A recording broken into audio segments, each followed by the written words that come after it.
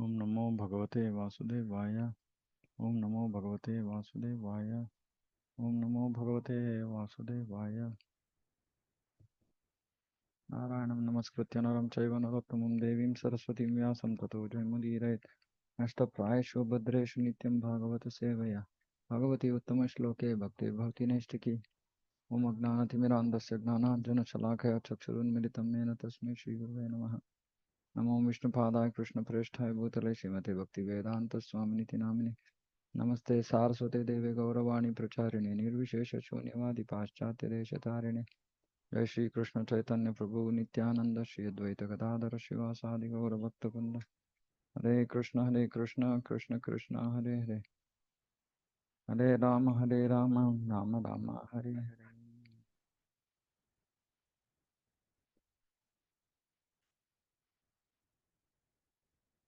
Shrimad Bhagavatam canto 6 chapter 15 verse 10।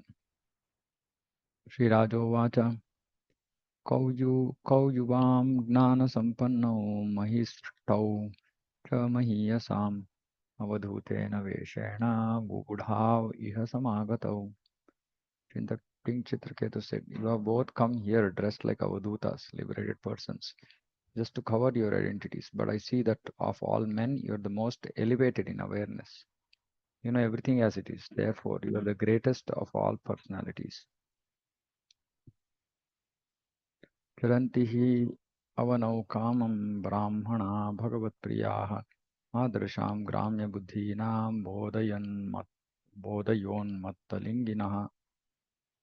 Brahmanas were exalted to the position of Vaishnavas, the most dear servants of Krishna, sometimes dressed like madmen, just to benefit materialists like us, who are always attached to sense gratification, and just to dissipate our ignorance.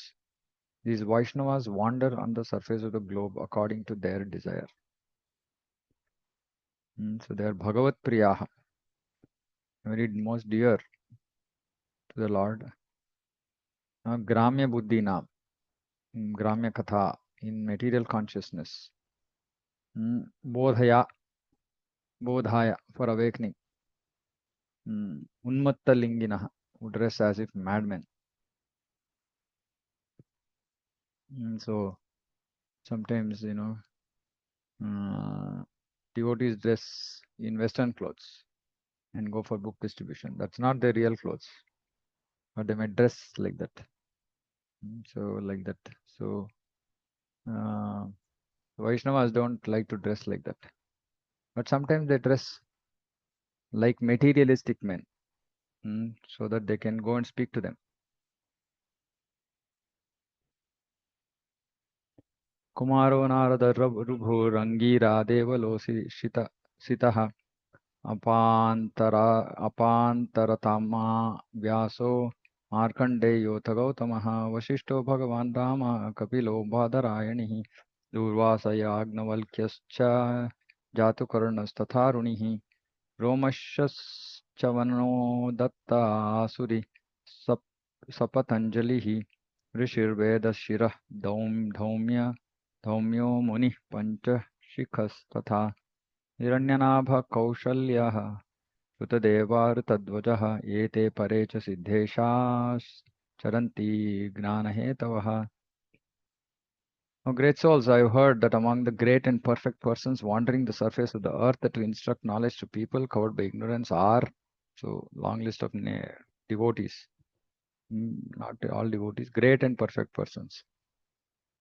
Sanat Kumara, Narada, Ribu, Angira, Devala, Asita, Apantaratama, Vyasadeva, Apantaratama, Vyasa or Vyasadeva, Markandeya, Gautama, Vasishta, Bhagavan, Parusharama, Kapila, Shukadeva, Durvasa, Yagnavalkya, Jatukarna, and Aruni. Others are Romasha, Chavana, Dattatreya, Asuri, Patanjali, the great sage Dhaumya, who is like the head of the Vedas. The sage Pancha Shikha, Hiranyanabha, Kaushalya, Shrutadeva, Rutadvaja. You must certainly be among them. The word Gnana Hetavaha is very significant because great personalities like those listed in these verses wander on the surface of the globe not to mislead the populace but to distribute real knowledge. Gnana Hetavaha means cause of knowledge, Gnana Hetu. Without this knowledge, human life is wasted. The human form of life is meant for realization of one's relationship with Krishna. One who lacks this knowledge is categorized among the animals. Namam dushkritino modah prapadyante naradamaha maya paratagna asuram bhavamashta. Those miscreants who are grossly foolish, lowest among mankind. Knowledge is stolen by Maya and who partake of the atheistic nature of demons. Do not surrender unto me. Ignorance is the bodily conception of life. Yasyatma buddhi kunapetrita dukhe. Swadikhalatradishu bhaumaidyadi yatirtha buddhi salirena karshit sahaya. Janeshu avigneshu saeva go karaha. Ignorance is the bodily conception of life. Practically everyone throughout the universe, especially on this planet Bhurloka, thinks that there is no separate existence of the body and soul, and therefore no need of self-realization. But this is not a fact. Therefore, all the Brahmanas listed here, being devotees, travel all over the world to awaken Krishna consciousness in the hearts of such foolish materialists.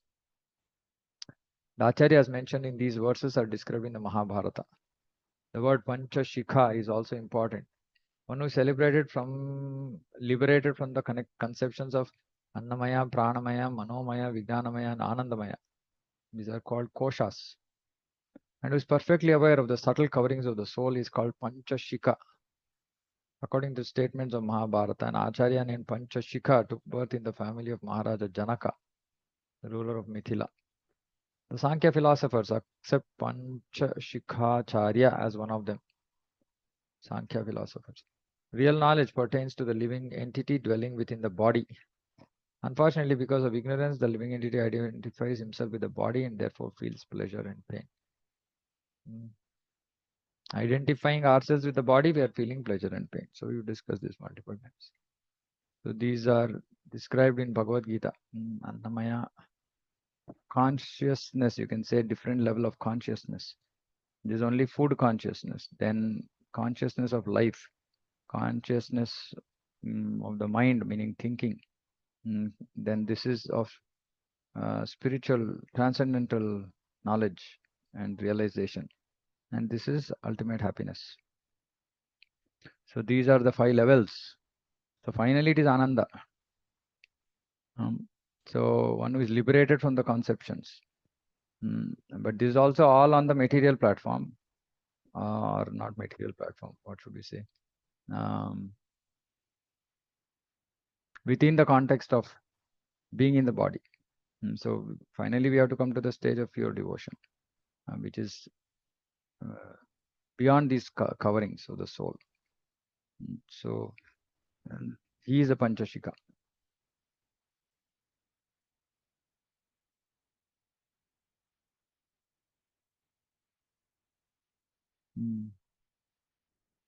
Okay. Ignorance is the bodily conception of life.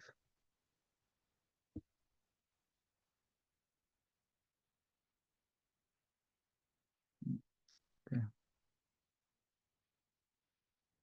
Tasmad yuvam gramya pashor mama budha dihya prabhu ande tamasi magnasya gnana deepa udiryatam.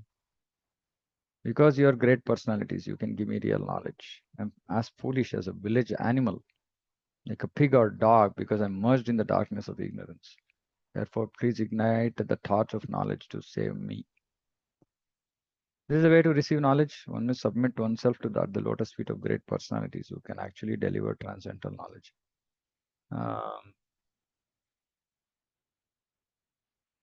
Unfortunately, this again, this important thing that we keep discussing, that we have to submit ourselves. Somehow initially there is, if properly trained initially itself, then everybody will develop their spiritual life in this mood of submission. But when there is not proper training given, then everybody wants to act independently. And then as years pass, it just goes on increasing. This propensity to remain independent goes on increasing. So, but we've discussed this multiple times. We should submit ourselves at the lotus feet of personal authorities. He therefore said, Tasmad Gurum Prapadyeta Jignasu Uttamam. One who is inquisitive to understand the highest goal and benefit of life must approach a bona fide spiritual master and surrender unto him. Again, surrender unto him. Only one who is actually eager to receive knowledge to eradicate the darkness of ignorance is eligible to approach a guru. Who should take initiation? That is what this is saying. If we are actually eager to receive knowledge to eradicate the darkness of ignorance, and we might think that, okay, I'm already reading Prabhupada's books. So, my ignorance is going. So, what is the need for initiation? Because we can't understand many things that Prabhupada is saying. We don't understand how to apply. Just now I was reading Bhagavad Gita preface. Prabhupada says that one should read Bhagavad Gita and go to ISKCON devotees for practical understanding of the instructions. Meaning, we won't know how to apply these in our life. So, for which we have to approach. So, Bhagavad Gita cannot be read independently. Even though Bhagavad Gita is already being explained by Srila Prabhupada, still we cannot understand it independently.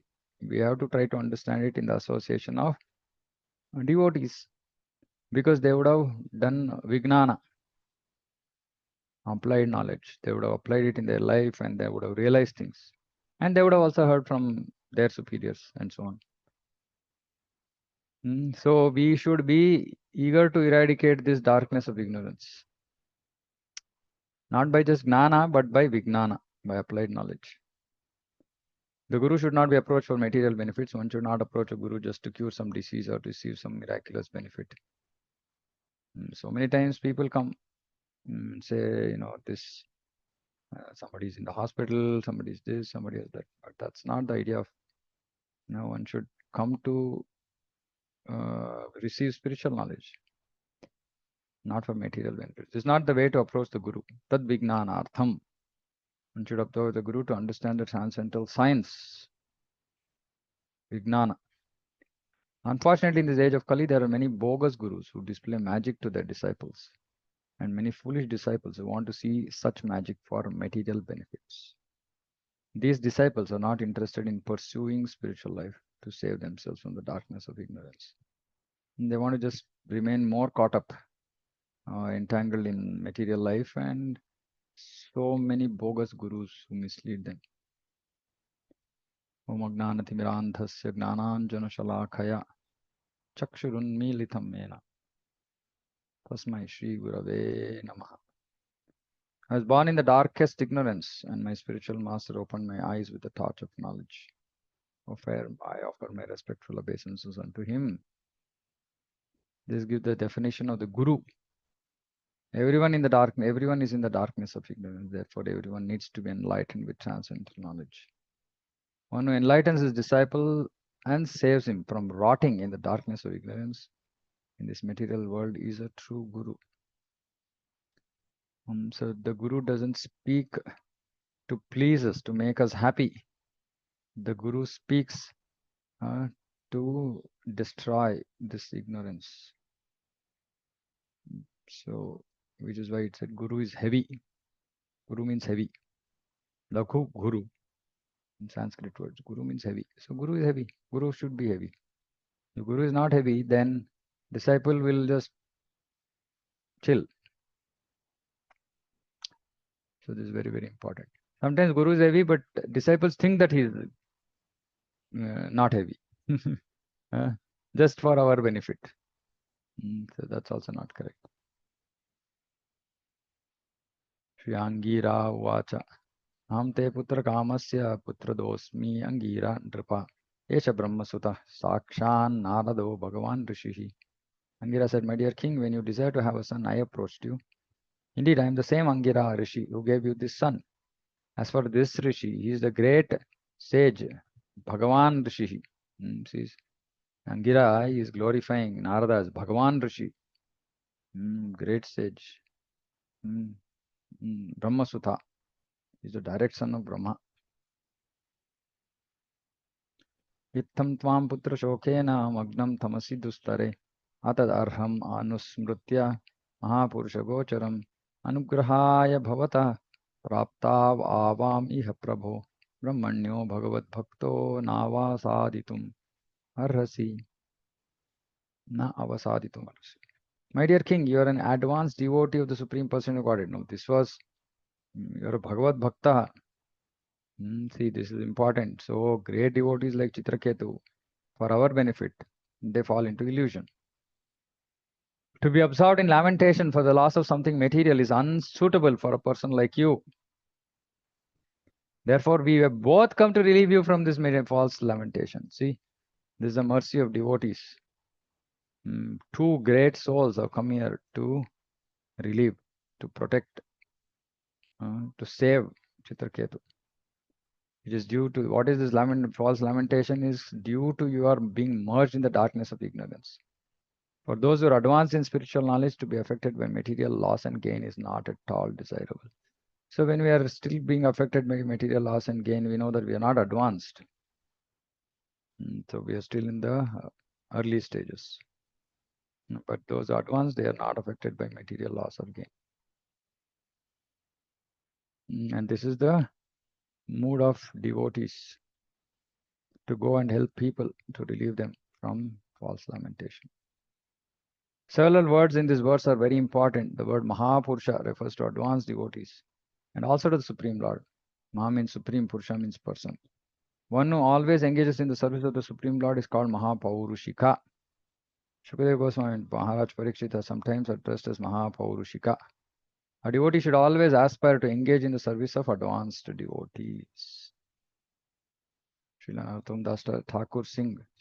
Tandera Charana Sevi Bhakta Sanivas Janame Janame Hoye Abhilash. A devotee should always aspire to live in the association. Charana Sevi Bhakta Sanivas. Engage in Charana Seva of the Lord and the devotees.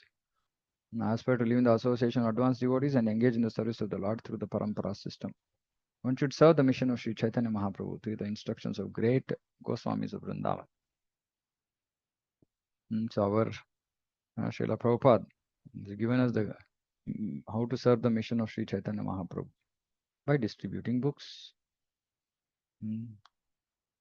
So we will service their mission by distributing books.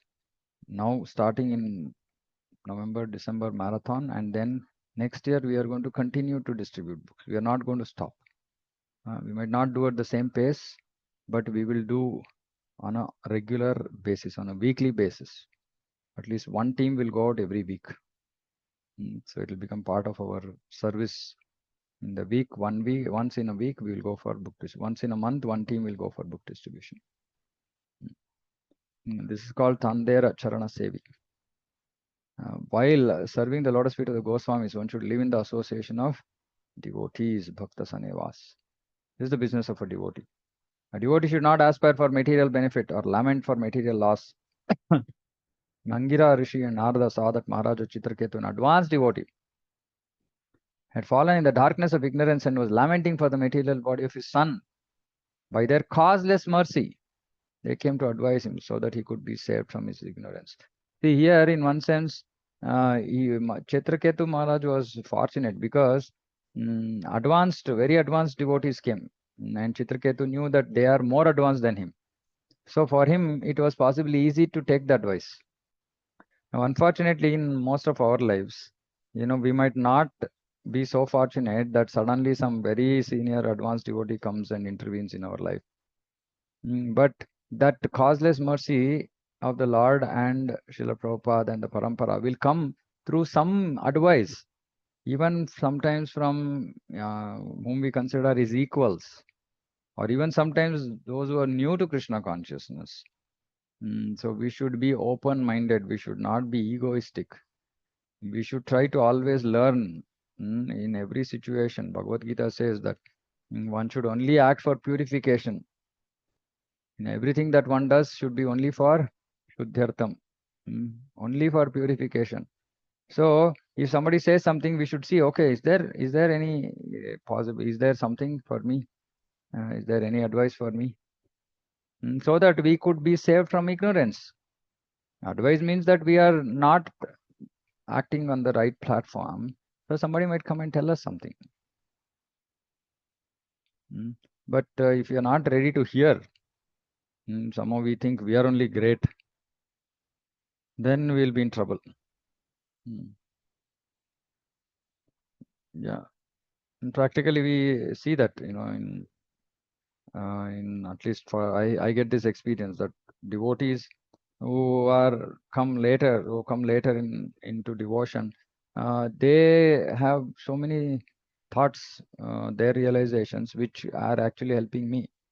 Right, so it's good to always be in the association of such devotees who are all surrendered, who are all, reading Srila Prabhupada's books on a daily basis, so that then, their realizations can also be very beneficial to us. Mm. So we should be open-minded. At the same time, it's not that we just, accept anything and everything everybody says. Like I said, it's not that everything said in Bhagavatam is the absolute truth. Sometimes some people in ignorance are also speaking in Bhagavatam, so that, some person in knowledge can come and dissipate that ignorance or give the right knowledge. So we should be also careful, discriminate. Another significant word is Brahmanya. Namo Brahmanya Devaya. Supreme Person of Godhead sometimes addressed by the prayer Namo Brahmanya Devaya, which offers obeisances unto the Lord because he is served by the devotees. Therefore, this verse states Brahmanyo Bhagavad Bhakto na avasaditum arhasi. This is the symptom of an advanced devotee. Brahmabhuta Prasannatma. For a devotee, an advanced, self-realized soul, there is no cause for material jubilation or lamentation. It's always transcendental to conditional life. Again, we've been discussing this quite a lot. We have to understand that we have to come to this stage. It's an intermediate milestone for us on the path to perfection. So we have to raise above material happiness and distress. Become transcendental to conditional life. Tadaiva te param gnanam dadami graham agatah gnatva anya abhinivesham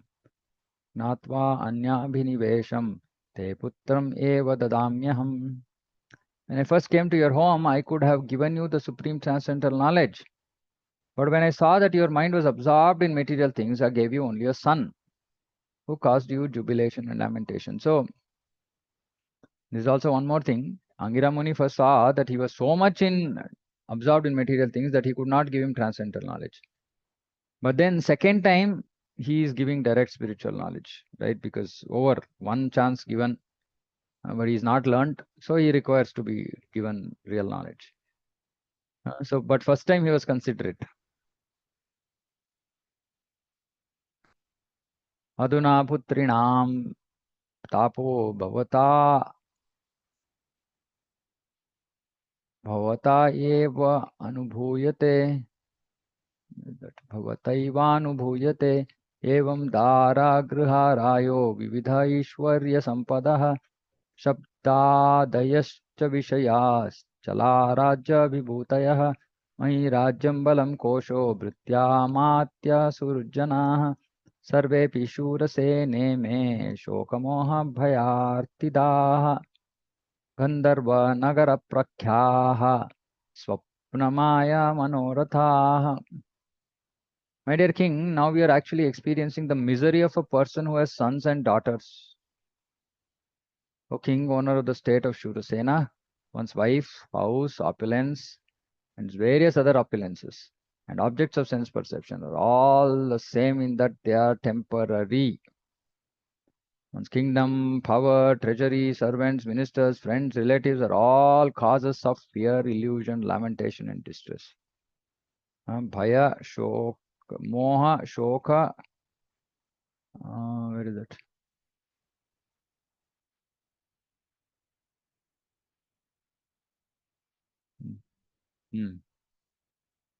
Shoka, moha, bhaya, arti, distress. They're like a Gandharva Nagara, a non-existent place that one imagines to exist in the forest. Because they're impermanent, they're no better than illusions, dreams, and mental concoctions. Heavy.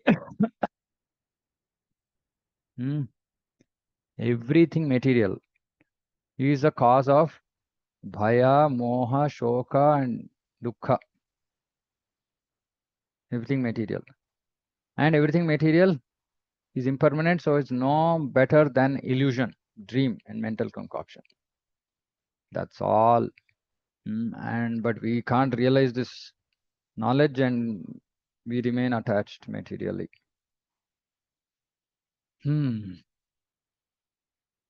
This was describes the entanglement of material existence. In material existence, the living entity possesses many things. Deha apatya kalatradishu. Deha apatya, deha body, apatya children, kalatra wife, and so on. Adishu. One may think that these will give him protection, but that is impossible. In spite of all these possessions, the spirit soul has to give up his present situation and accept another. Now, how do we think that these give us protection? For example, we want to be with our, when we are not okay, or when we are unhealthy or whatever, we want to be with family, because we think that if something happens, they will take care. They can't give us any protection. Protection, if it has to come, it will come by the mercy of the Supreme Lord. They can't give us protection. It's impossible. In spite of all these possessions, the spirit soul has to give up his present situation and accept another. So this dependence also we should give up in vanaprastha. This dependence on others. It is difficult, but if you are completely dependent on Krishna, then he will send. There'll be some devotees who might come to help us, etc. So which is why we have to be in the association of devotees. We should have good relations with devotees, etc. But we should not be afraid. We should not be dependent on other people for protection. The next situation may be unfavorable. But even if it is favorable, one must give it up and again accept another body. This way one's tribulation in material existence continues.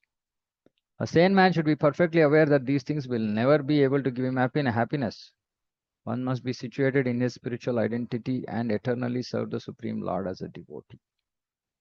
Angira Rishi and Narada Muni gave this instruction to Maharaja Citraketu. So everything is an illusion. This situation might be better than the next, or the next situation might be better than this, but it's just all illusion because it's all temporary. And we are not really, we are not this body, we are not anything connected to this body. The sane man should perfectly be aware that these things will never be able to give him happiness. Because it gives some temporary drop in the ocean kind of happiness. Yeah.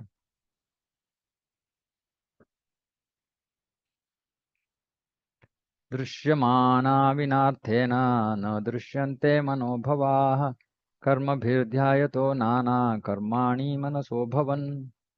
These visible objects like wife, children, property are like dreams and mental concoctions. Actually, what we see has no permanent existence. It is sometimes seen and sometimes not. Only because of our past actions do we create such mental concoctions. And because of these concoctions, we perform further activities. See? Previously, we were in illusion. So because of some mental concoction, we did some actions. Now we are getting the reactions, and we are doing further actions in illusion. So which is why devotees, when material suffering comes, we should just understand that this was due to my ignorance in my previous life. At least now I should not remain ignorant. Live a life in knowledge. How can we do that? 24 hours, we don't have anybody along with us, checking our actions to see if they are material, non-material.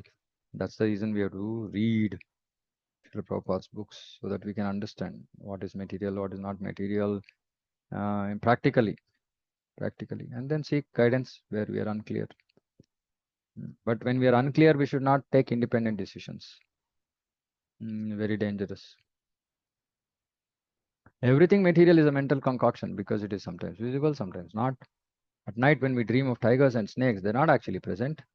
But we are afraid because we are affected by what we envision in our dreams. Everything material is like a dream because it actually has no permanent existence. Srila Vishwanath Chakravarti Thakur writes as follows in his commentary. At night, one dreams of tigers and snakes, and while dreaming, he actually sees them. But as soon as the dream is broken, they no longer exist. Similarly, the material world is a creation of our mental concoctions. We have come to this material world to enjoy material resources. And by material concoction, we discover many, many objects of enjoyment because our minds are absorbed in material things. See? So perfect. For Prabhupada is perfect. So we come to this material to enjoy material resources. And by mental concoction, we discover many, many objects of enjoyment because our minds are absorbed in material things. That is why we receive various bodies. According to our mental concoctions, we work in various ways, desiring various achievements. And by nature and the order of the Supreme Lord, Karmana Daiva Netrena, Jantur Dehopapatte, we get the advantages we desire. So everybody will get whatever they desire. Just that it might not happen immediately, that's all. Over a period of time, everybody gets what they desire. So it is what we desire that is important. Thus we become more and more involved with material concoctions. When we have some desire which is not available right in front of us, then we make plans, some concoctions, and get stuck there. This is the reason for our suffering in the material world. By one kind of activity, we create another. And they're all products of our mental concoctions. By one kind of activity, we create another kind of activity. And we do one thing, and then for that we do something else, and then for that we do something else, and so on and so on and so on. And we're just stuck in time.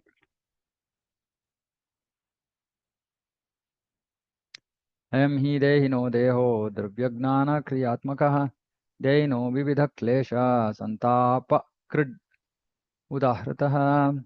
The living entity in the bodily conception of life is absorbed in the body, which is a combination of the physical elements, 5 senses for knowledge, 5 senses of action, along with the mind. Through the mind, the living entity suffers 3 kinds of tribulations. It's all the mind. Therefore, his body is a source of all miseries. So, gross body, subtle body. Both are source of misery, but mainly the mind. We suffer through the mind. Please remember this. We suffer through the mind. That's why yoga means controlling the mind. The 5th canto, while instructing his sons, Rishabdev said, Asannapi kleshada sadehaha. The body, all the temporary, is the cause of all miseries. Klesha, kleshada. Yashoda, kleshada means giving, giver of klesha. Yashoda means giver of yasha. As already discussed in the previous verse, the entire material creation is based on mental concoction. Mind sometimes induces us to think that if we purchase an automobile, we can enjoy, etc. Working with 5 material elements, Panchabhutas, as well as with our Karma Indriyas and Gnana Indriyas, we become involved in material creation. Thus, we are subjected to tribulations of Adhyatmika, Adhidaivika, Adhibhautika. Adhyatmika, Adhidaivika, Adhibhautika. The mind is the center because the mind creates all these things. As soon as the material object is struck, however, the mind is affected and we suffer. For example, with the material elements, the working senses and the knowledge gathering senses, we create a very nice car. When the car is accidentally smashed, the mind suffers, and through the mind, the living entity suffers. Through the mind. Mind suffers. Through the mind, living entity suffers. The fact is that the living entity, while concocting with the mind, creates the material condition. Living entity only creates the material condition because it's his desire. Because matter is destructible, through the material condition, the living entity suffers. See, so the cycle is the living entity desires, and then while concocting with the mind, creates situations. And then when suffering comes, mind suffers, through the mind, the living entity suffers. So it's like that cycle. Soul, mind, entanglement, then suffering again goes back to mind and then soul. So which is why this mind is so dangerous. Hmm. Savai mana Krishna padara vindayor vachamshi vaikunta gunanu varnane. Savai mana Krishna padara vindayor. So we have to keep our mind always at the lotus feet of the Lord. It's very difficult, but we should try. Otherwise, the living entity is detached from all material conditions. When one comes to the Brahman platform, Brahma Bhuta, platform of spiritual life, fully understanding that he is spiritual, spirit soul, is no longer affected. No sochati, no kankshati.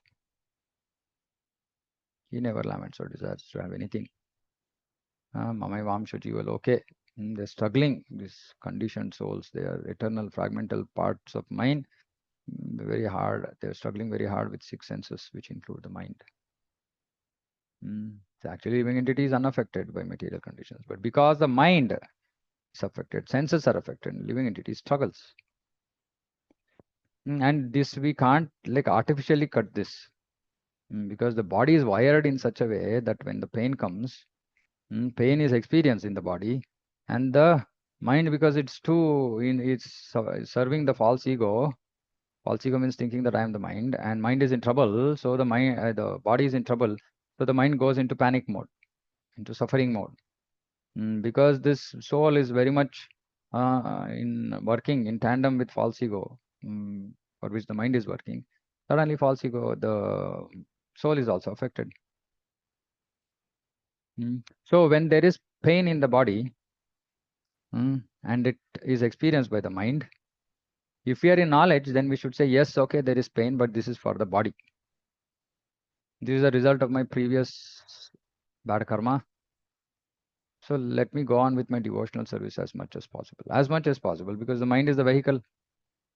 So we can't just ill-treat the body, meaning abuse the body, overuse it in such a way that, we use it today and then we are out of action for 10 days. We should not do that, but we should not get affected. Mind should be clear. We should know that, okay, I'm Atma. Okay, body is in trouble because of my previous actions. So let me somehow, bad state of body cannot prevent us from chanting Hare Krishna. We might not even be able to read sometimes because the body conditions are sometimes so difficult that the brain function also is affected. Meaning, you're not able to concentrate, etc. But chanting Krishna's name is not affected by anything. In fact, chanting Krishna's name becomes more absorbed when we are in trouble. So if we are not able to do anything, we can simply chant. And what happens by the chanting? If the suffering is because of some anarthas in our mind, that will go off.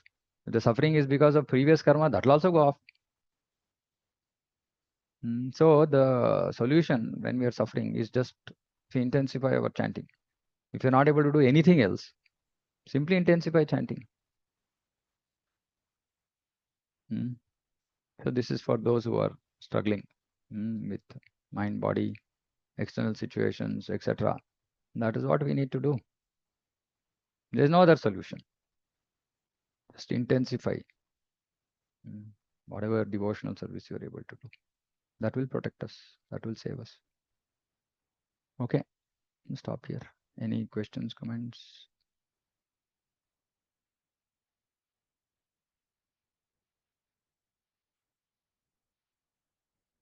Nothing, all okay?